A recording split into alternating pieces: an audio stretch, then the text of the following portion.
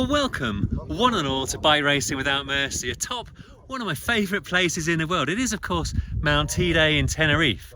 Now, it's a family holiday. However, I have bought my bike because I'm in a build-up to the Fred Whitton and I want to build the fitness. This morning, after yesterday's flight, I've treated myself to one of my favourite climbs for building tempo, from the Adeje coast all the way to the top of Teide. About 2,200 metres of ascending, 44 kilometres of continuous climbing, and I averaged 223 watts, time just under 2 hours 22, a personal best. A little bit less of a headwind in certain parts when I got my second best time previously with slightly higher power, but proper happy with that at this point in the season, early February.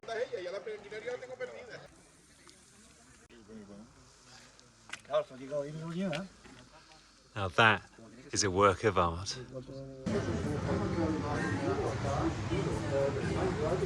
My favourite way to end a meal. Cheers.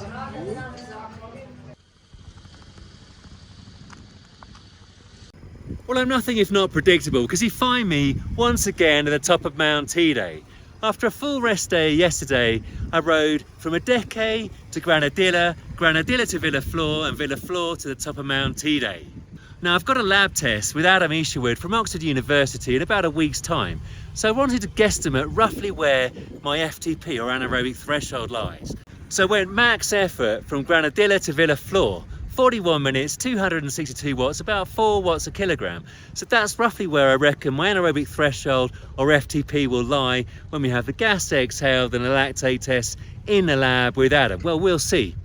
Anyway, I then rode at tempo for about 50 minutes from Villaflor to the top of Teide. So super happy with the day's training and definitely reckon the fitness is nicely on the up. Bodes well, fingers crossed, if I can stay away from a chest infection, which is my Achilles heel ahead of the Fred Whitton. Fingers crossed. Anyway, time to wrap up warm and ride about 45 kilometres back to the Adeje coast.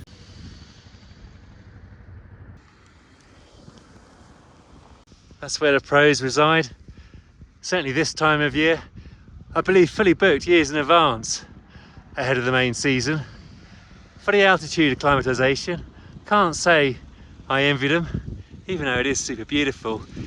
Sleeping at altitude definitely, well, would disrupt my sleep, that's for sure. Heart rate very high at 2,200 metres altitude.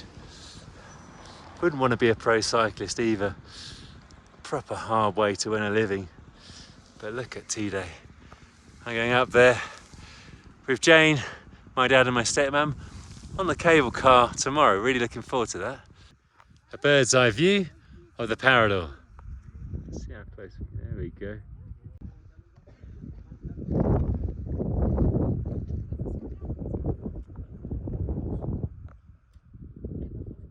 And seamlessly I transport you from Tenerife to Oxford University.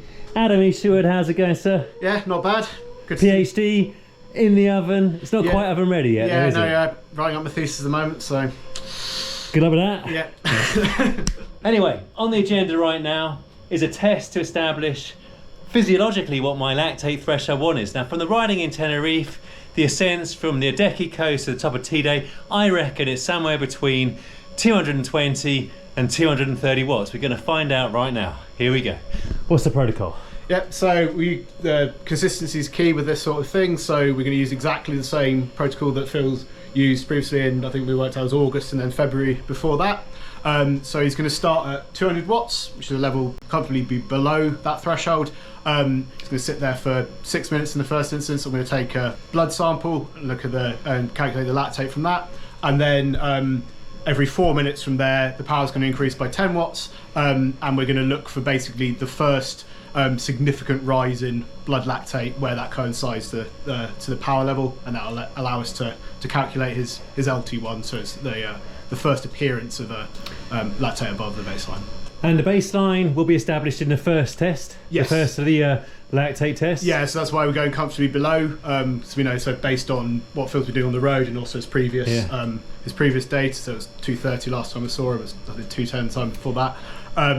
That means that the baseline is set on the individual rather than, because you can take arbitrary levels, but people have different levels. You have lactate in your system at rest, it'll vary based on how much carbohydrate you've had in the previous meal, lots of things. So we want to see when basically we're looking for the change rather than what the absolute levels are. Yeah, so my baseline is typically being somewhere between 1.6, 1.9 millimoles. Yeah. And the level of elevation we're looking for? We'd be looking for it to rise by 1 millimolar, so that's where we're sort of comfortable and confident that that increase is true rather than just sort of being noise. We use the most accurate handheld lactate meter, but it's not 100% accurate. Nothing is. Power meters aren't, turbos aren't, nothing. No, tell me about power meters not being accurate. Yeah. So that just gives us the confidence that that's a true physiological increase rather than just sort of noise. But so yeah, we'll be looking for it to rise to over 2.6. Yeah. Probably be looking for. So bottom line is we're looking for a 1 millimole increase in a lactate reading above my baseline to around about 2.4, 2.6, depending on where that baseline is today. And that will determine my lactate threshold 1, i.e. the point at which the lactate in the blood is elevated, but the body is very much able to buffer and remove all of the waste products, the ions from the lactate, etc. So it's highly manageable. Yeah. My maximum endurance pace, right? Yeah, essentially, yeah. That's the one that if you're going out for going to go and do a long sportive or something like that, that's the power that you want to make sure you're sitting at or just below for the duration, because you're not going too high, too carbohydrate dependent. Essentially, there you're not going too glycolytic, which is anaerobic carbohydrate utilization. And based on the first of my rides from the Adeje coast to the top of Teide, I reckon that based on that 45-kilometre climb, 2 hours 28 minutes, 221 watts average. So that's where I think my LT1 is going to be somewhere between 220, 230, depending on the day. Yeah, and it's really nice to be able to take something out on the road and then sort of benchmark it against sort of more quantitative physiological levels, and then that allows Phil to then track over time if he knows his LT1 heart rate is roughly whatever, or sort of the perception of effort at that level. As he then gets fitter, he'll then sort of have a better intuitive sense of how that's changing, and won't need to come back and see me repeatedly to be. Well, I like seeing you repeatedly, Adam. I like that. Anyway, bike racing without mercy, seamlessly merging Tenerife and Oxford, and now real science with the bro science from my own Tenerife rides. Let's hit it. Right, let's go. Baseline test is underway, the first of 2 baseline tests. 200 watts on this, you can see. Average 193 on the SCOMers. That 7 watts difference will be pretty consistent. Sorry. Got good test that your pedals haven't drifted over time.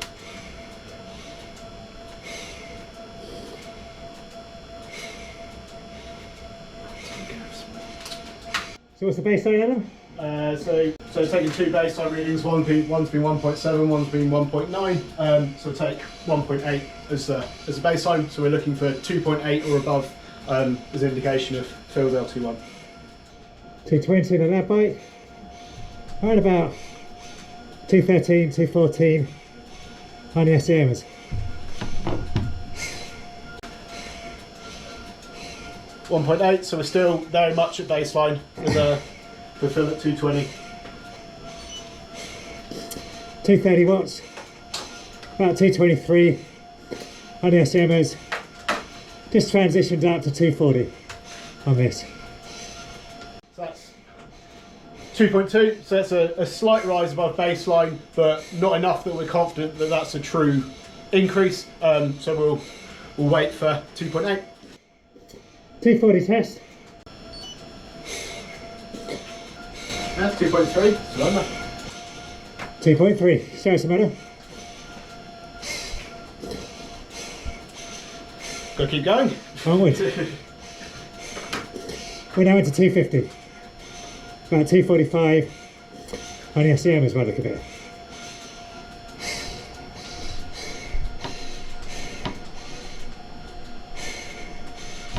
$250 watts. Here's the test. I gotta be honest, it feels hard. Okay, 3.1.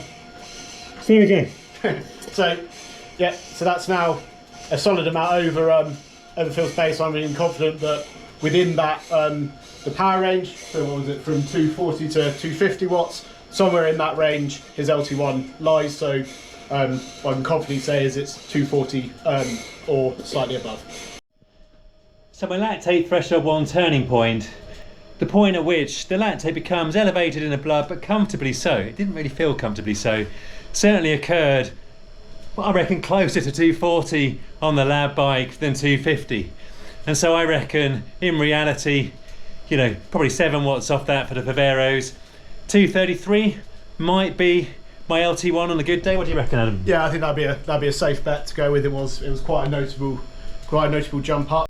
Anyway, I called it about right. I reckoned somewhere in the 220 to 230 range based on the climbs in Tenerife. So bro science meets real science. Yeah, no, it's it's nice to see when, yeah, this threshold's a difficult one to sort of get an intuitive sense for. The LT2 maximal lactate, so say FTP, critical power, whatever you want to define it as, that one's obviously easier for people to sort of feel, because it's either, is this work sustainable or not, whereas LT1 there's less in the way of sort of perceptive feedback. But seen Phil a number of times now, and he's got the numbers benchmark each time, then gone out and trained at that level, and he's got clearly picked up a good idea. I've got a feel for the sensations as well, I think. Yeah. That's when I knew, when I said this 250 on the lab bike's feeling hard. It definitely wasn't an LT1 pace for me. I was struggling. Yeah, I'd be surprised if I hadn't have jumped up at that point. But anyway, onwards to, I think, the frog in boiling water, the 3-minute ramps to VO2 max. But a little rest first, I think. Yeah. And an emergency Coke. And now we present Adam's scientific ramp of hell. Talk us through it, Adam. Well, yeah, so again, consistency across the every time I've seen Phil, so this will be the same ramp test that he's done before. So start the test at 150 watts, and it's going to increase 25 watts every 3 minutes, so it'll be a step test, and it's just going to keep going until he can't go anymore, basically. And from that we'll be able to distinguish his 2 ventilatory thresholds, so the VT1, which should roughly align with his LT1. It generally has. I think it's maybe been a little bit higher, but there's caveats for that number anyway. His VT2, which should roughly align with your FTP, that threshold, and then his VO2 max as well. So it's quite sort of the gold standard benchmark for total oxidative capacity, so your ability to take up and utilise oxygen, which is sort of a very good marker of how fit you are as an athlete. So from this test, we can roughly discern where my lactate threshold 1 would lie if we hadn't otherwise taken the lactates earlier, the ventilatory threshold 1, the VT1, and then from the gas exhaled, Adam can also look at the data and interpolate roughly where my ventilatory threshold 2 is, my VT2, and that should also align with where my anaerobic threshold, or FTP, lies, and then onwards and upwards all the way to failure and VO2 max. Yeah.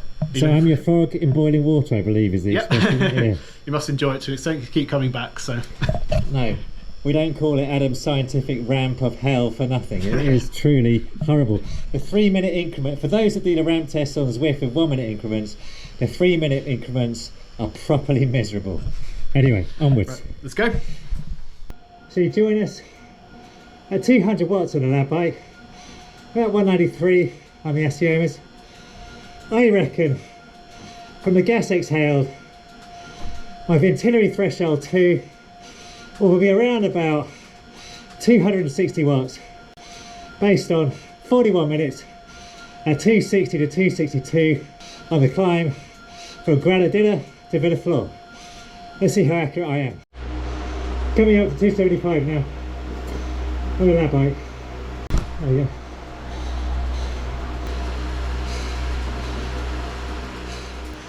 Five seconds up, 300.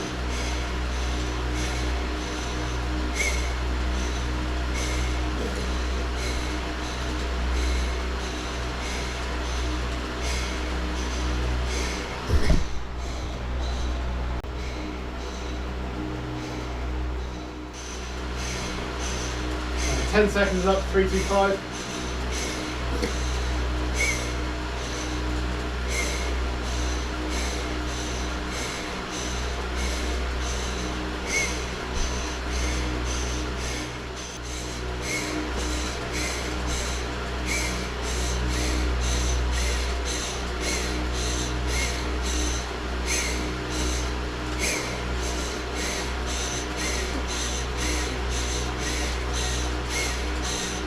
5 seconds up to 350.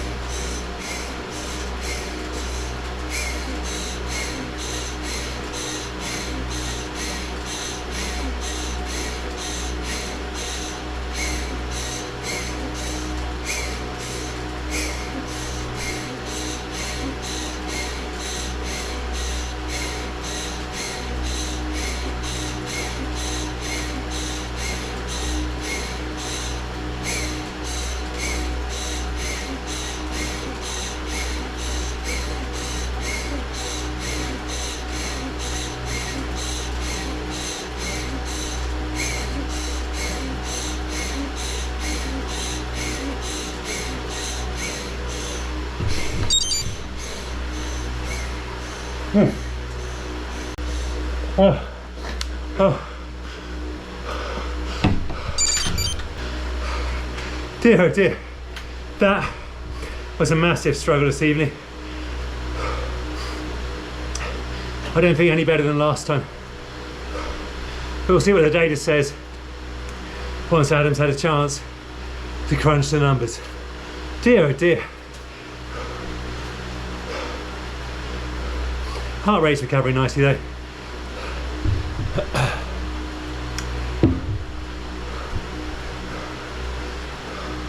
Oh dear me. Definitely the mental fortitude. We're starting to get around about 275, 280 watts. It was merely the camera being on that kept me going. I'd have otherwise whisked out, I think, at around about 300.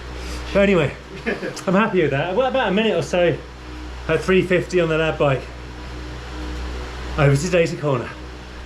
So take us onwards and upwards to VT2. Cool. So this is VT2. Yeah. So this is the fancier one. The, so point to the key data. Yep. So 268. Got this coming out as. So that's 268 on the lab bike. Yeah. Which means it's about 260 on the Favera Aciomas. Therefore, bro science, the climb from Granadilla to Villaflor proved to be not bad actually against the data. Yeah. I mean, happy with that. Yeah. Yeah. No. I'd say it's a good science and bro science, a perfect fusion. Anyway, so talk us through how you get to this calculation of 268 on the lab bike. Yeah. So what this one is looking at.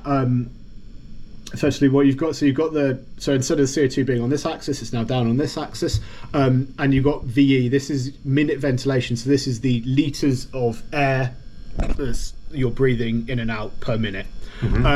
So up until this point, so as you're approaching it, this is a linear relationship effectively. So the more CO2 you're producing, the harder you breathe, and it's basically this CO2 is driving an increased ventilatory rate. So basically up until this point, as I mentioned, you're able to stay in this metabolic steady state. So up until here. Yeah. So it's increasing sort of with the increased workload, increased CO2 production, increased ventilation, but this is all sort of being done as effectively a 1-to-1 ratio. So above this line here.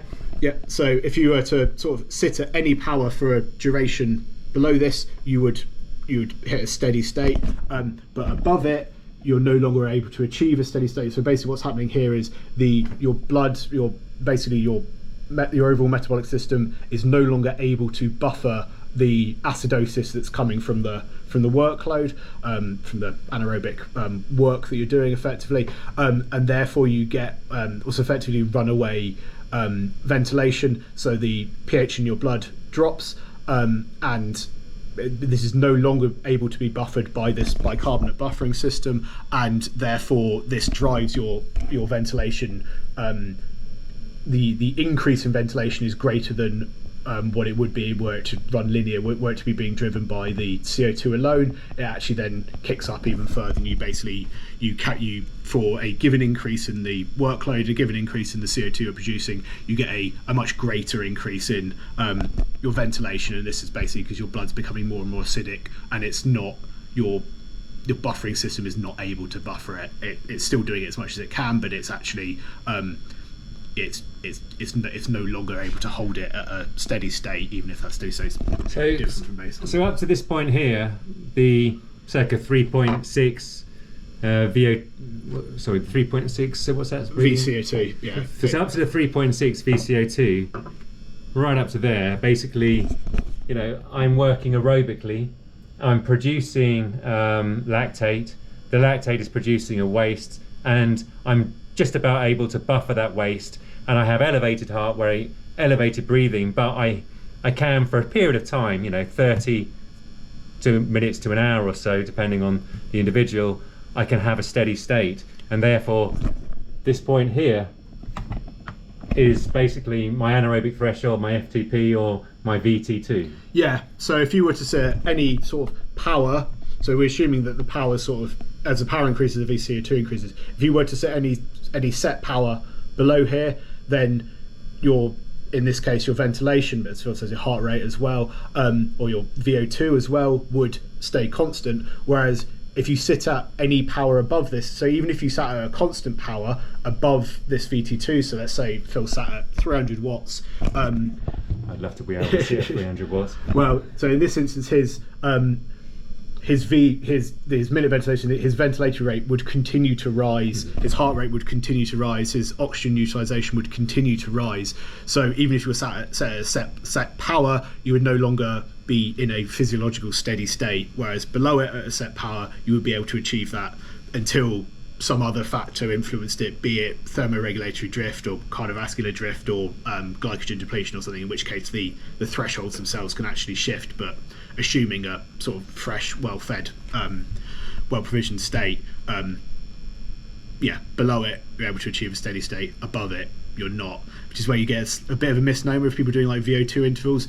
Strictly speaking, or VO2 max intervals, strictly speaking, any power above this threshold, you will eventually achieve a VO2 max. You will get there because you can't hit a steady state. Your VO2 will just continually rise. If you're a large amount above it power wise, it will rise very quickly. If you're a small amount above it, it will rise slowly, but by definition it will basically always eventually get there unless you fatigue for some other reason.